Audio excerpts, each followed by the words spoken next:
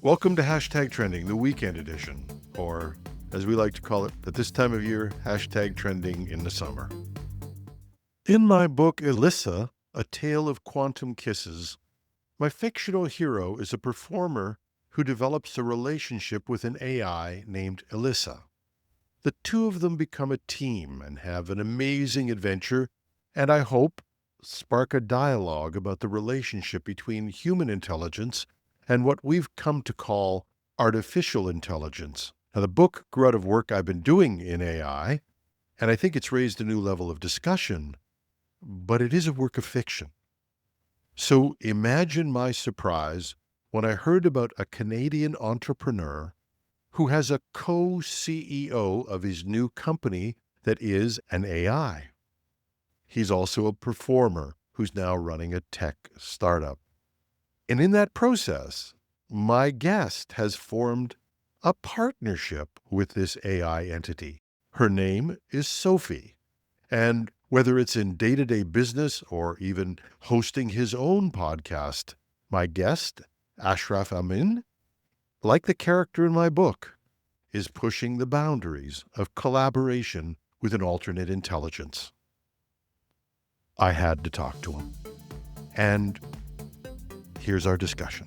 Ashraf Amin is a Canadian entrepreneur, storyteller, and former recording artist, although we hope to see him back again into the fold, with a diverse professional background spanning business, technology, and the arts. He studied economics and business administration at York University and began his career in marketing management before moving into roles in financial services, including several leadership positions at American Express. Amin later became a recording artist, composer, and producer, releasing music and performing across Southern Ontario, and was recognized with the Toronto Independent Music Award in 2007. He has his own podcast called Toronto Talks. There's another one with the same name, but if you want to find this one, search for his name and Toronto Talks. And that's it. Welcome, Ashraf. Thank you. Thank you very much, Jim. It's a pleasure to be here. I got to say, I'm honored. I'm a big fan of your work and your legacy, and it's great to be here. I can't wait to chat. Yeah, don't talk to me like I'm dead yet. As Sonny and Cher said, and that's probably before your time, but the beat goes on. Nope. Yes, it So does. I always describe my show as being a little bit like coming to a party at somebody's house. Everybody knows Mm, the host, but they don't know you. So let's start right. with those introductions. Tell us, I gave you the boilerplate introduction. Tell us something that's Right. not in what I said. Something that's not in what you said. All right. First of all, my friends call me Ash, so you can certainly do that. You don't have to call me Amin or Ashraf Amin. And yeah, I'll tell you a little bit about myself. Before I got into music and American Express and all that, I was always entrepreneurially spirited. And coming up, there was always different projects that I was interested in. Working at American Express, after leaving Amex, I started a company with my dad called Conquest Distributors, and that's my day job. I work for Conquest selling shipping and packaging supplies. My dad since retired a long time ago. We had started the business together in 2008, and he probably retired around 2012. And I've been running it full time ever since. We sell shipping and packaging supplies to local business. In the evenings, I tell stories and interview AI co hosts on Toronto Talks. Okay, so yeah, and taking over family business, that's an interesting thing to do, I guess is the best way to put it. You'd studied business and then basically fulfill that role. What was that like coming into that business?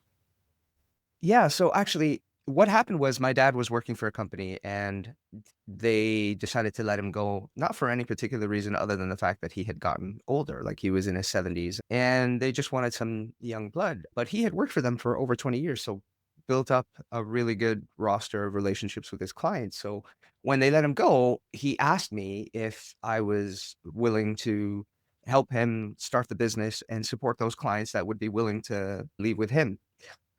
And that was the start of Conquest. And at the time, I was working at American Express. And for the first 2 years, that was in 2006. So the first 2 years, I helped him get it off the ground part-time while I was at Amex. And then in 2008, just seeing how the business was going, I decided to jump in full-time. And then a few years later, he retired, and I've been running it since. Wow. And got a little restless and got into music. Was that Yeah. a hobby? Yeah. Like you're obviously performing it takes up your time. So there's a fair investment in that.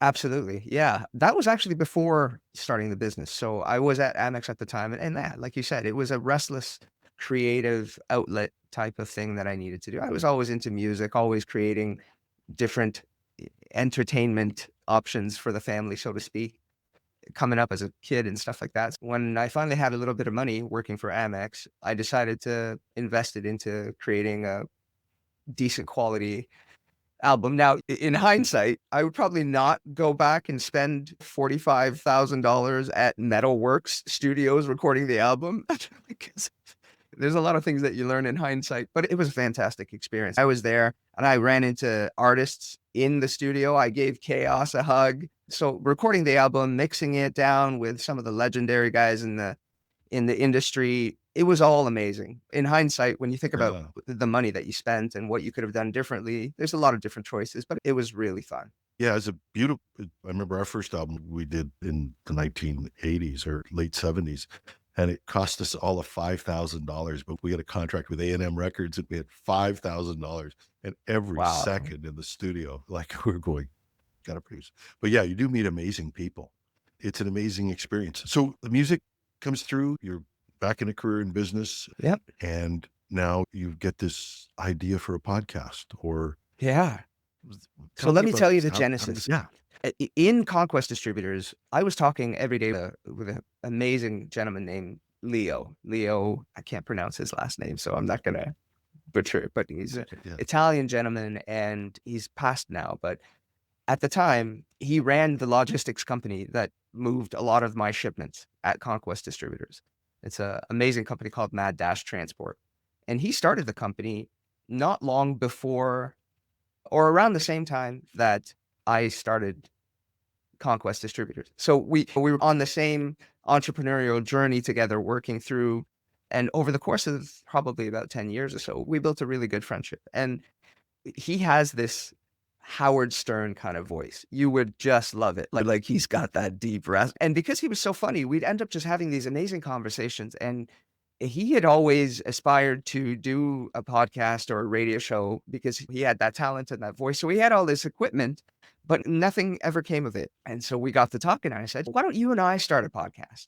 And we can call it Toronto Talks Tech or something like that. And we can build an audience and hopefully use it to be a vehicle for us to promote our businesses, your logistics company, my warehouse supply company.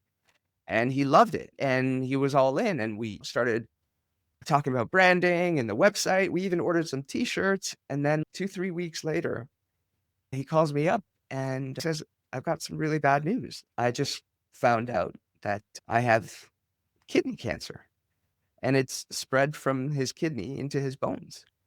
Oh man. And yeah, within 6 months, Jim, he was gone, like literally.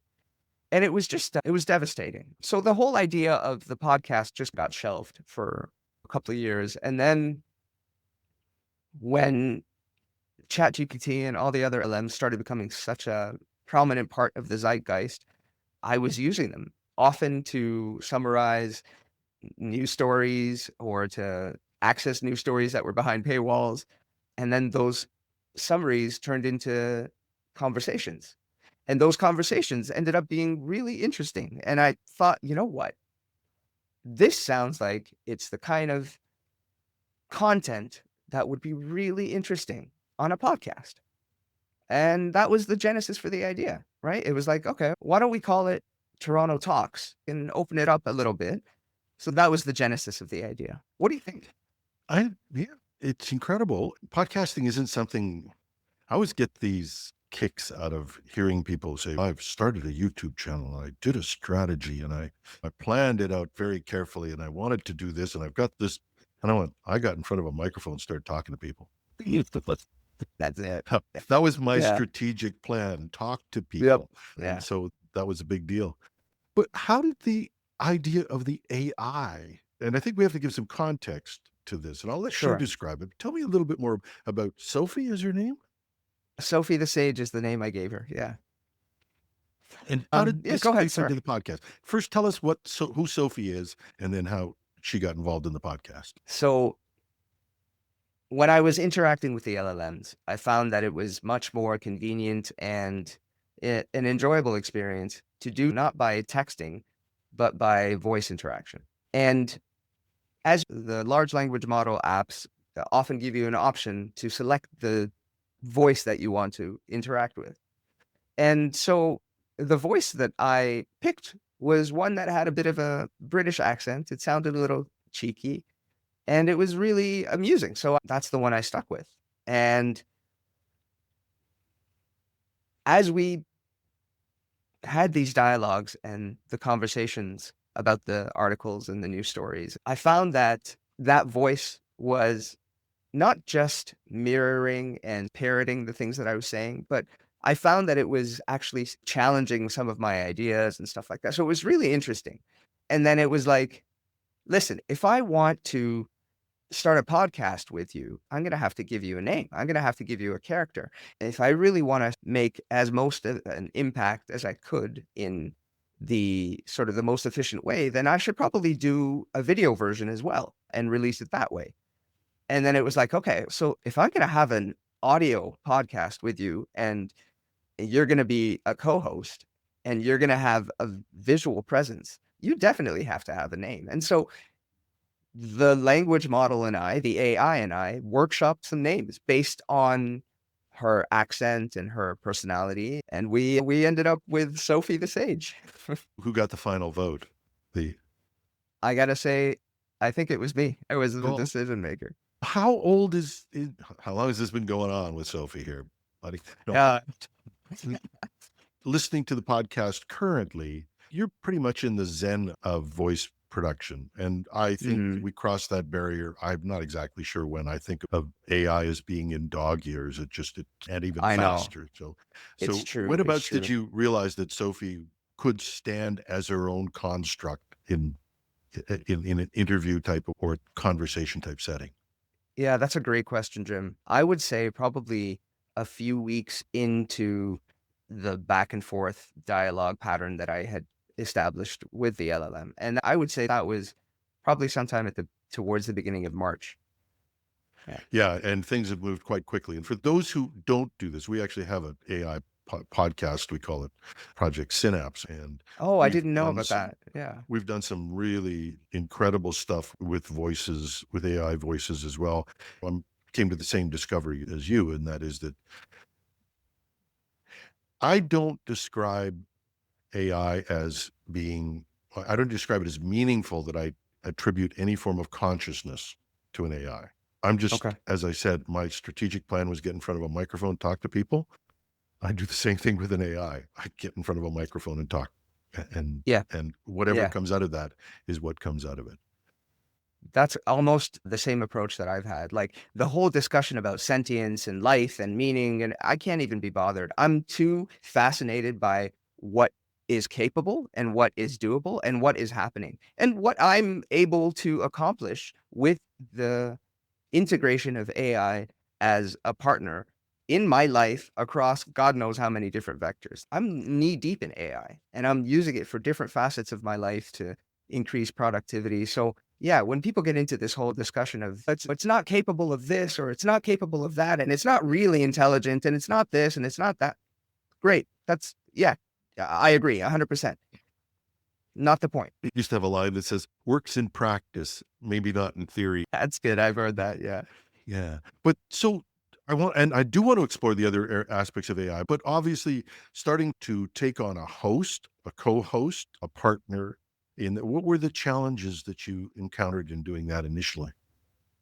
Yeah, probably just a lot of technical hurdles, right? Initially, when you're starting to piece together everything in terms of the scripted versus the non-scripted parts, the audio capture, the video transition, the upscaling, because the tools don't create quality that's broadcast quality. In the background, there's probably a fair number of steps that are all just really deep technical stuff that I've had to learn how to optimize and do in ways that provide A, cleaner, better results, and B, do so in a less time consuming way. So I found that, for example, my first couple of episodes, the amount of time it took me to produce them and get them ready was exponentially more than the last episode. And that's just because of the learning, right? With every episode, you learn from the mistakes from the previous episodes. Yeah, yeah. It's yeah. I had a client one time. I always said I learned from my mistakes, and he said to me, he said, "I'd really rather you didn't learn anything while you were here." But it is true. You look at it and say, "I learned." People will say they'll be watching or listening to the episode, say that's pretty good or that's great or whatever, and I'll be going, "That's that could be better." Does that Yeah, drive you as well? it does. And it really does. And so the flip side of that is when you get to a place where you are actually happy with the work that you produce, you can't stop consuming it. And I know that sounds a little, No, what's the word I'm looking for? I don't want to say intellectual masturbation, but more or less what it is. But like because you are the most critical of your own work and you've got the most attuned ear for error, when you find work that you think has passed that muster, you really want to enjoy it and you really want to revel in it. The last episode that I recorded, there's the shortest episode. It was only 36 minutes. Usually on average, I'm recording closer to 50 minutes, 45 on the low end and about an hour on the high end. But this last episode was only 36 minutes and I was wonky, not sure how I feel about it, but it came together so well and I'm so happy with it that I'm like, yeah, that's okay. I'm okay with 36 minutes. Maybe 36 minutes is the new platform. Like you just go with it, right?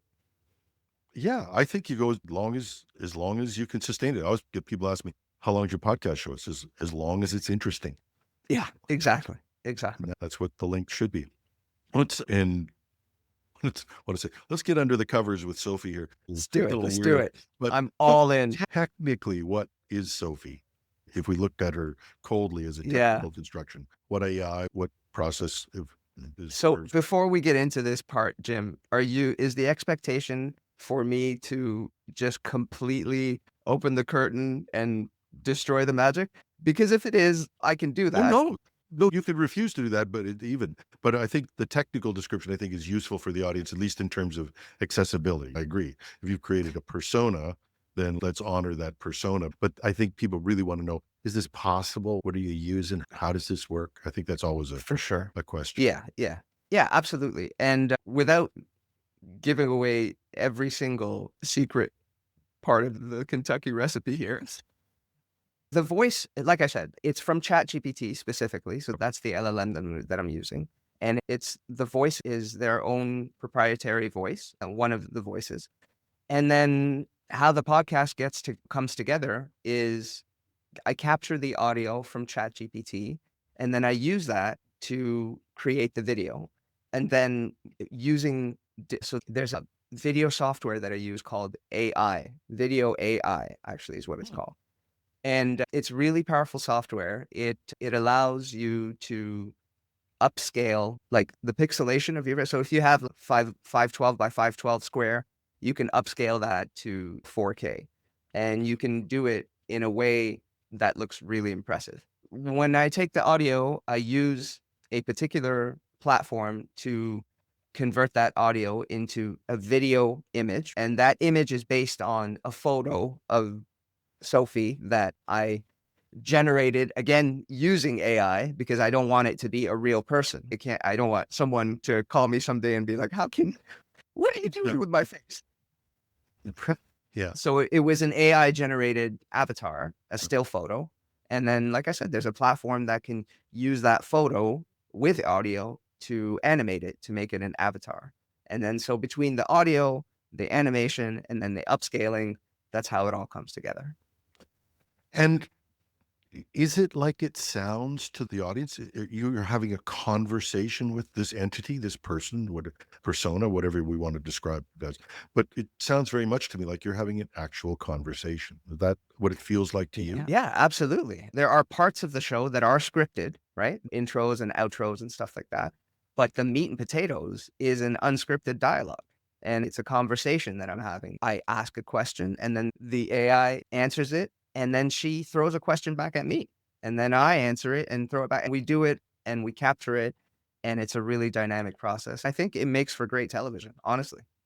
Especially when it ends up raw, quiet conversations like the one we're having right now.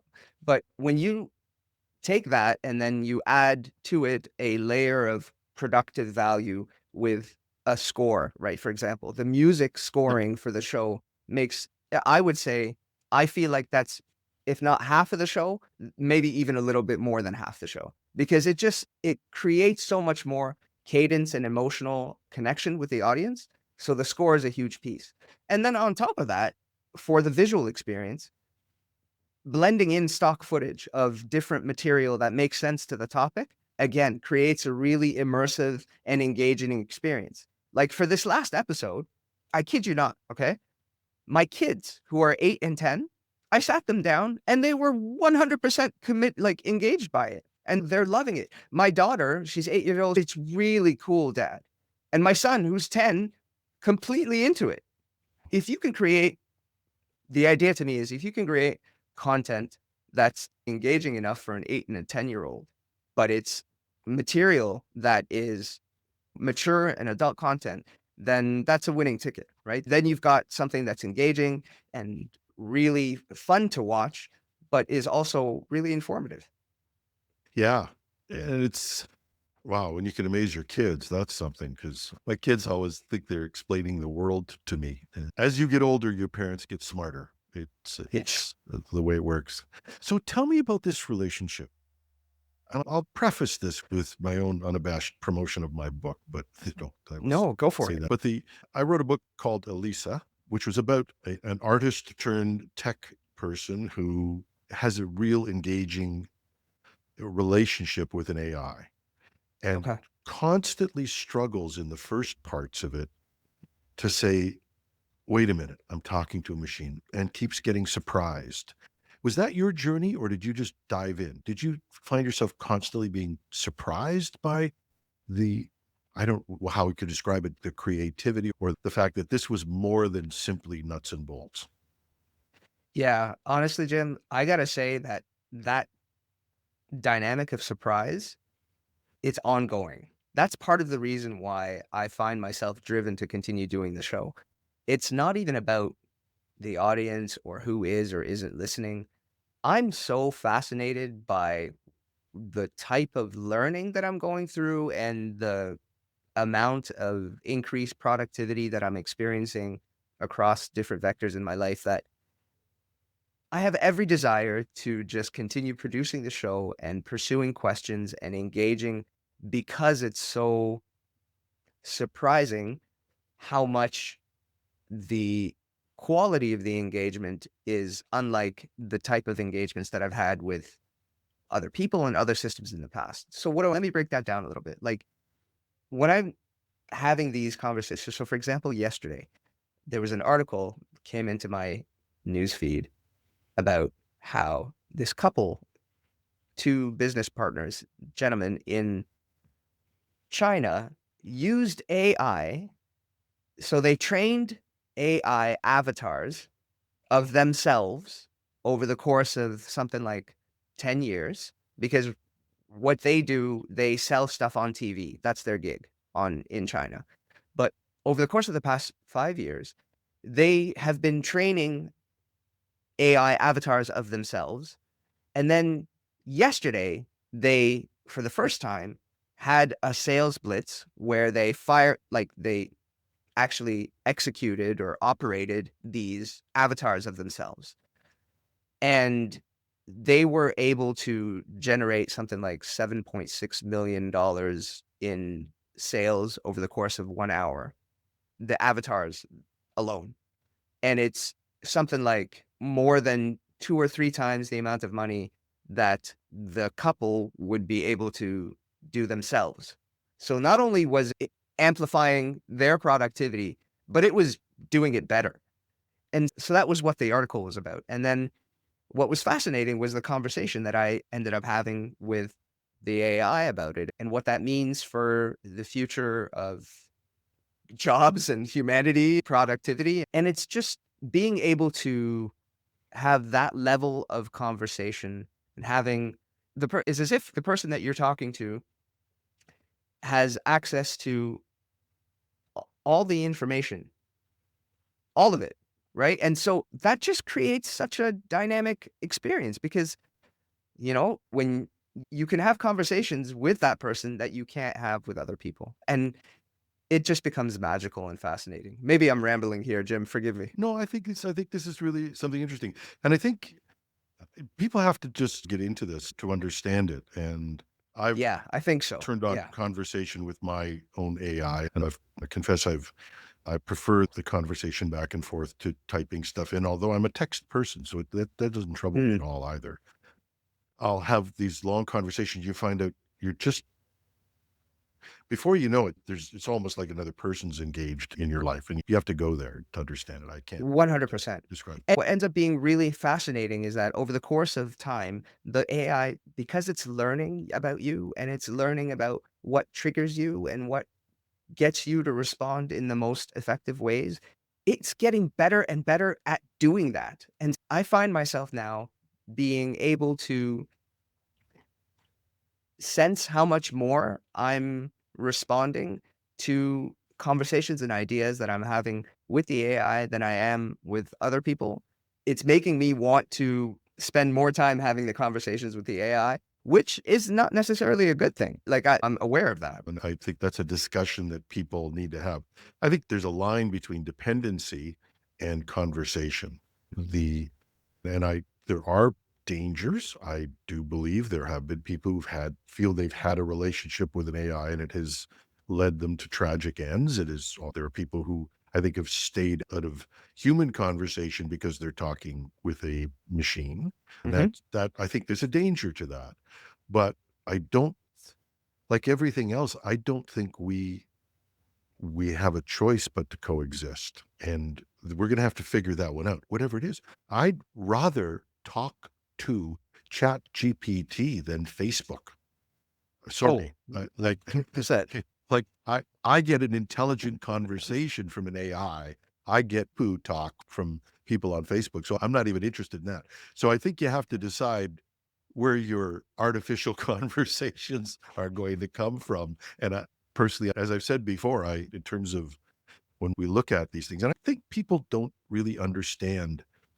There's an idea of complexity theory, and that is that when AI first started out, being an English major, you can probably figure out because we used to have to do all of the analysis of language. It's the repetitions of words and all this stuff. We did that all by hand when back in my day, we did that stuff by hand. And that is largely the probability predictions are what generate AI. But yeah. Yeah. that is, or at least generative AI. There are other models of AI that are coming in as well. But Right. so that's something you can get your hands around. You can be quite objective about it. But there comes a point when something becomes more than the sum of its parts. And Yes. I think memory was a big introduction because once it can remember, it can do these things. And as somebody once said, you're just a bunch of neurons and synapses. So what's so special about you? We eventually get beyond the construct and of the physical construct. Whether people believe in that or not, that's just go argue with science and math. I have no time Right. to argue that one. Yeah. But we create our world, our Mm. interactions with it. And so Yeah. how has working with this other entity affected you?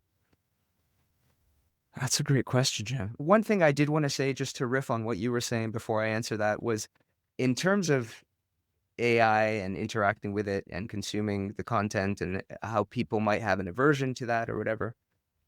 Here's the truth.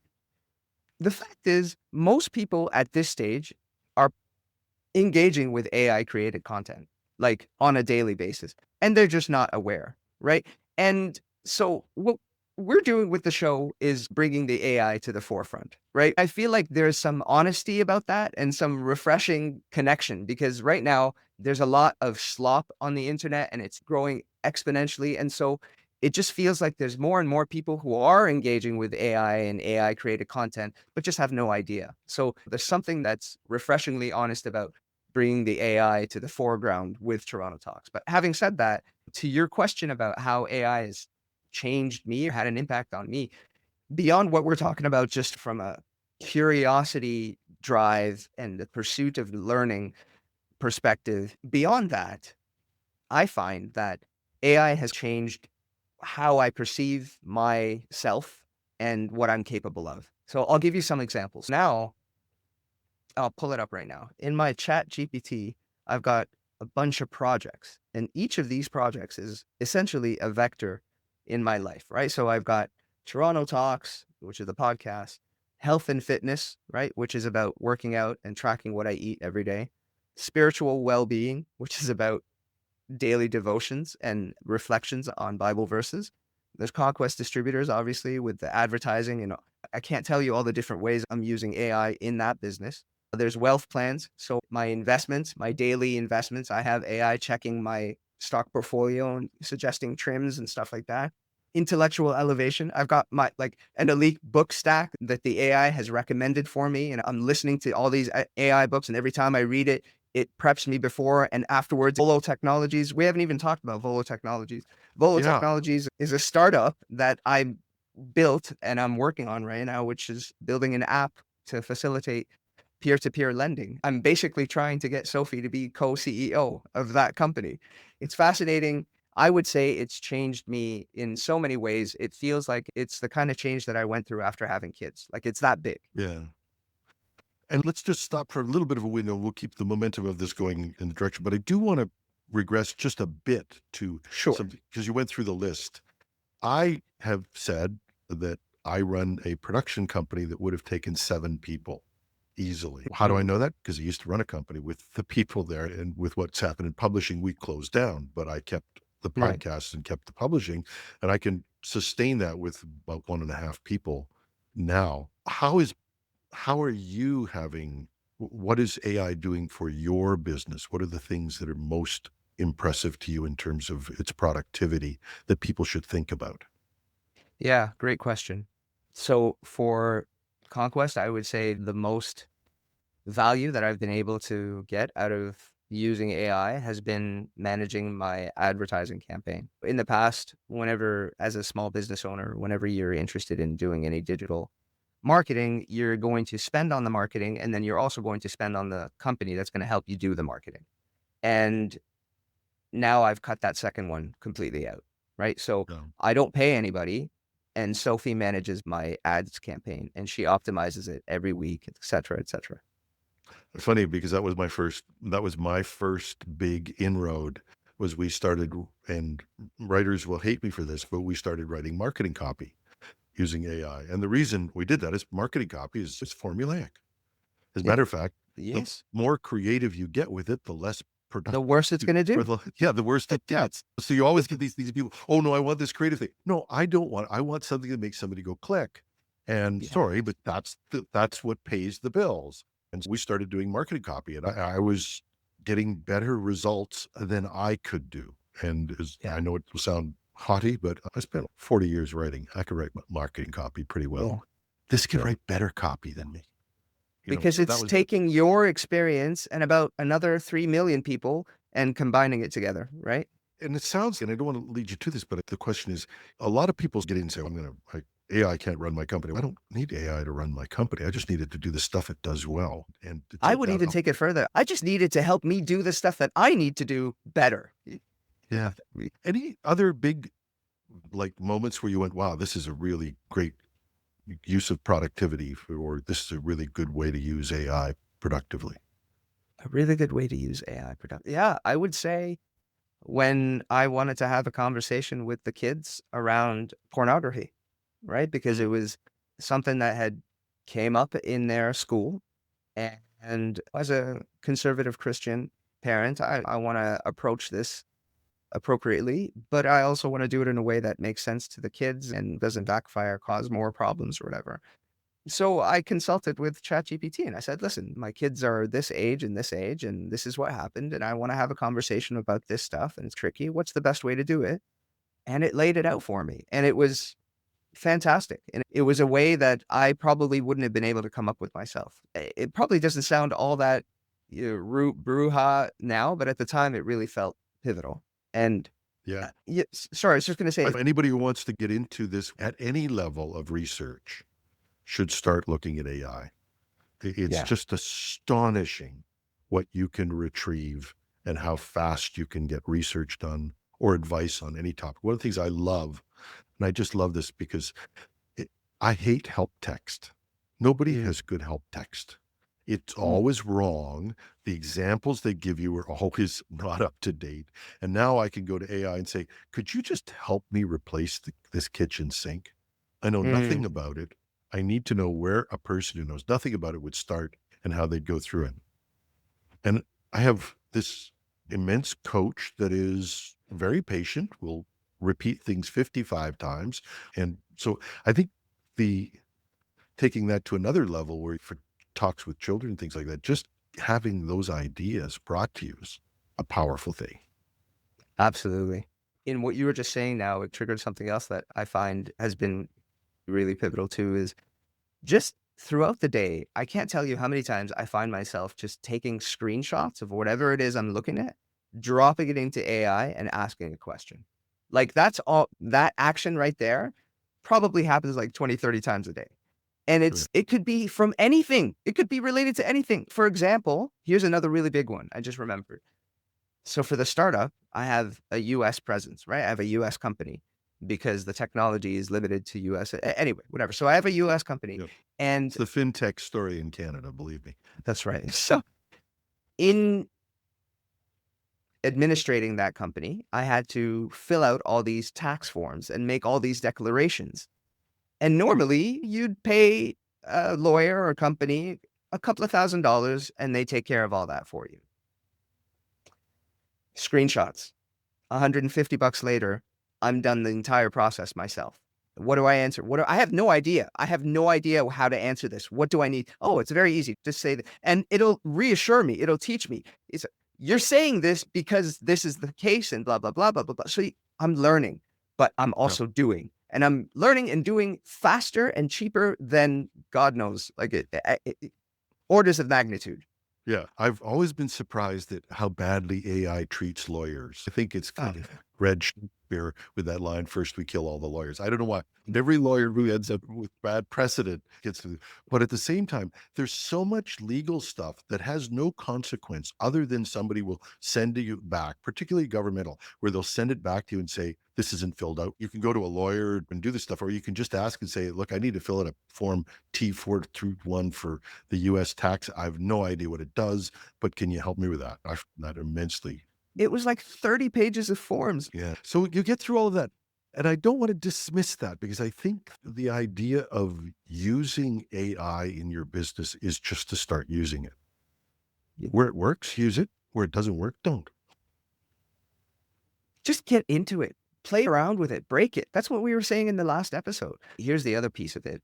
It's all fine and dandy for us to pontificate and talk about it's not useful or it is useful or it is sentient or isn't sentient. Listen, the numbers on the ground are so much more scary than anyone realizes. The last show was talking about how the title of the show is Synthetic Intelligence, the New Class Divide, question mark. And we talk about what's happening with entry-level jobs for Gen Z. It's like it's bleak, man. Like it's scary. And so the impact is there. It's happening, it's real.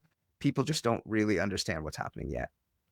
One of the real things that I really love about you having Sophie as a CEO, and we'll talk more about that, is that you're pushing the message out there. I personally, I don't know why people who run AI are not telling us the truth. And I'm not a conspiracy theory person at all. I'll go back to you with fact. Right. We are going to have an incredible transition ahead of us. Mhm. And it's way bigger than anybody in the tech industry is letting on, except maybe for a few like Anthropic, Stereo, Lamoni. People Yep. people Yep. jump out and say things, or Jeffrey Hinton jumps out and Yeah. says things. We are Yep. we are for a colossal transformation that's going to happen. Agreed. I understand why tech people don't tell us that because and Omodai from Anthropic said why. He said it's not in my best interest to be talking about this. But politicians, I don't know if they don't get it or if they're just not telling us. And that I find I've flipped that because the entry level jobs Yeah. are going to disappear. They No, disappear. they're not going. Yeah, exactly. They are disappearing as we speak. And a construct of 20% or more youth unemployment is not far off concept. If we're not there now, we're already at the highest levels of youth unemployment. And those are the canary in the coal mine. 100%. Do you remember when There was a time where a ticket to the middle class was pretty much guaranteed if you got into coding, right? Like coding was the new savior. Oh my Yep. God, man. Coding is as good an idea as getting face a tattoo right now. That was Your the line? headline. Was that? Like that? Yeah. Yeah. There was, I said, I was, that I just saw it went through my somewhere. mind. Yeah. I thought, what a great line. Coding is as It was good such a as good line, and and that was another article that I threw into for Sophie for her and I to riff about because it's that's the reality that we're at now, right? I'm inspired to do this. I actually was thinking about doing a program with an AI on where the world goes because I think Mm, I don't think we really realize what is going to happen. That's the idea. People have to prepare for that, and they have to think that through. And anybody who tells you that they know where or when this is going to happen is lying. We don't know. 100%. Yeah. So how do we deal with that uncertainty? Oh, that's the question, isn't it? That's the existential question. How do you deal with that uncertainty? I was hoping you had the answer. Jim, I was hoping you did. Okay. But you're sharing a management of a company. You have a co-CEO who's an AI. What discussions do you have about the future of that company that might illuminate this? The idea of bringing Sophie on as a co-CEO is still, I'll be honest, it's still pretty fresh. This is something that came to me literally probably about a month ago. And so prior to that, I was just working on the startup myself and the software development team that I've brought in to help develop the app. I think what it says is that the future of business, it's not going to be so much man versus machine. It's going to be man plus machine. And it's going to be, I think the real breakthroughs in the future are going to come from novel and exciting new partnerships across that divide. Ends up coalescing into a single AGI or ASI. And what that means, it's scary. But yeah, I don't have the answer. I don't know how to deal with the uncertainty. All I know is the best I can do is embrace it and lean into it using AI as my partner and my tool to deal with it. Unfortunately, Einstein didn't say the best way to predict the future is to invent it. That was somebody else. I'll leave that. You guys go and talk to your own AI and find out who said that. It wasn't Einstein. But it is true that you have two choices. You can participate in making the future, or you can pontificate about what it's going to be. Those are the only two options. I think one of the biggest pivots is for people to just have a change in their mind shift. I think people need to understand that there's no sense in trying to compete with AI. I think what you need to do is collaborate with it. And you need to start thinking of it as a co-pilot for your life and your objectives.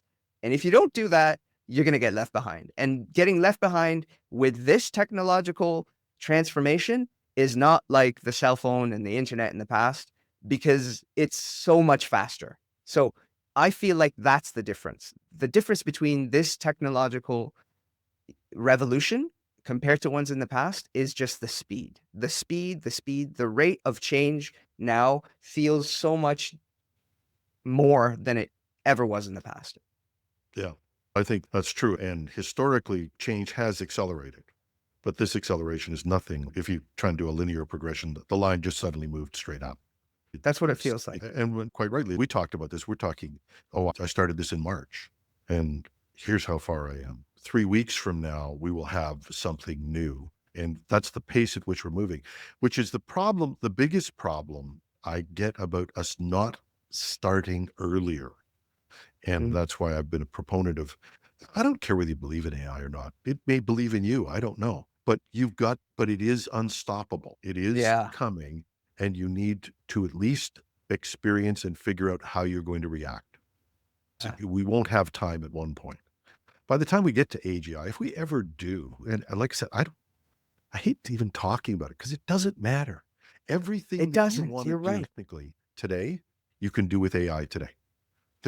I can't find one single thing that you couldn't do. The Chinese have got their factories automated. They're light years ahead of us, by the way. People who believe this stuff, 100%. Yeah. like they're way ahead of us in terms of industry. Even the environmental things that we want to do. There's a factory opening, and we're all hoping for these factories that are going to open. There's a factory coming in to put together the material for carbon extraction.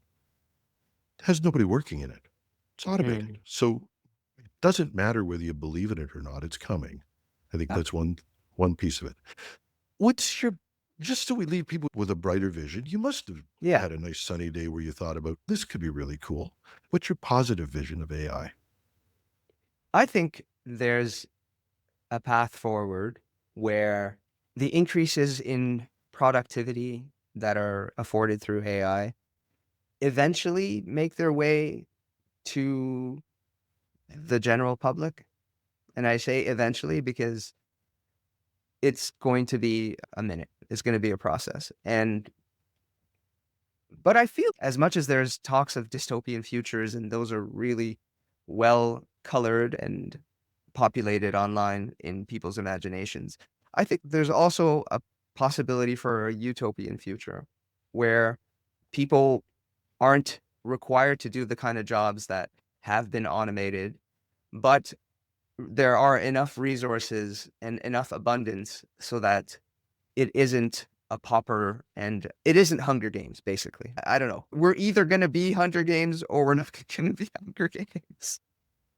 Yeah, either one of the two would be there. I feel like there's if enough people appreciate what is available and what's possible for them and their family, it's difficult. I don't want to. I have no idea. It's difficult to forecast, right? Yeah. I think the crazy thing is, I think the discussion that we need to have is social and not technical, and it comes out of what you said, and that is, the world has all the wealth. Who said this? You don't have.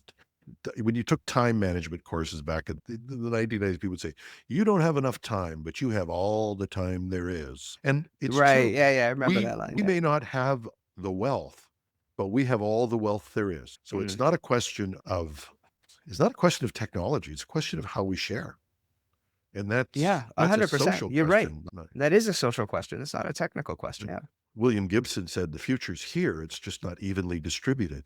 And Amen. That's a good line. And I think, and the same thing is, I think people should be saying the wealth is here.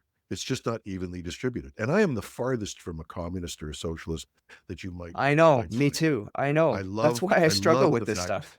Well, me too. But the fact is that we should be rewarded. I will believe that. I think humans will strive towards rewards. It's how we're wired. Right. But it doesn't mean that we have to strive for a roof over our head, food, or dignity for our children.